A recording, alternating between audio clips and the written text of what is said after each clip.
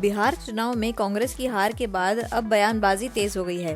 भोपाल में कांग्रेस नेता और पूर्व मंत्री पीसी शर्मा दोपहर 1 बजे निर्वाचन आयोग पहुंचे और मुख्य निर्वाचन अधिकारी को ज्ञापन सौंपा। उनका आरोप है कि बिहार में सरकार ने आचार संहिता के दौरान महिलाओं के खाते में 10,000 रुपए डालकर नियमों का उल्लंघन किया है। उन्होंने मांग की कि यदि सरकार ऐसा कर सकती है तो विपक्ष को भी चुनाव में पैसे बांटने की अनुमति मिलनी चाहिए। आज ये ज्ञापन हमने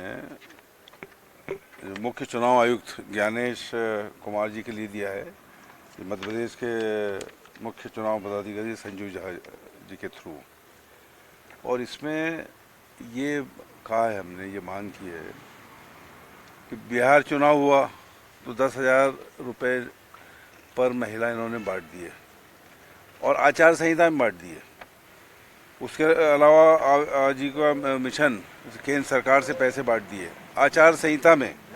यही चीज़ हुई महाराष्ट्र में और मध्य प्रदेश में भी यही हुआ था कि ये 1,200 रुपये इन्होंने चुनाव के समय बांट दिए और इस तरह से चुनाव को प्रभावित किया। इसलिए ये मांग है हमारी कि ऐसा चुनाव आयोग ऐसा नियम बनाए कि अपोजिशन पार्टी, कोई भी अपोजिशन पार्टी हो, और जो कैंडिडेट हैं वो भी पैसे सरेआम बांट सके। अगर वो बांट रहे हैं तो इंडिविजुअल कैंडिडेट और पार्टियां भी बांट सके जो पावर में नहीं है। ये नियम चुनाव आयोग बनाए, ये मांगे, जिससे ये चुनाव प्रभावित नहीं हो कि एक तरफा हो रहा है कि इनकी सरकार है बीजेपी की और उन्होंने केंद्र से और यहाँ से पैसे बंटवा दिए एक एक महिला के नाम और दूसरे अलग अलग तरीके से बंटवा दिए। ये मांग हमने की है। और आज जो कुछ भी रिजल्ट आए, मध्य प्रदेश, बिहार, महाराष्ट्र, हरियाणा, ये सब इन्हीं वजहों से प्रभावित हुए हैं। ये प्रभावित आगे चल के जो चुनाव हो उसमें न हो, इसलिए ये छूट दी जाए, ये मांग की है। और इसमें बीजेपी सरकार ने जो मुख्य चुनाव आयुक्त है उसके खिलाफ कोई कंप्लेंट नहीं हो सकती, ये नियम ले आए। तो निर्भीक होके वो जो सरकार है उसकी मदद करता है, उनके हिसाब से काम कर रहे हैं।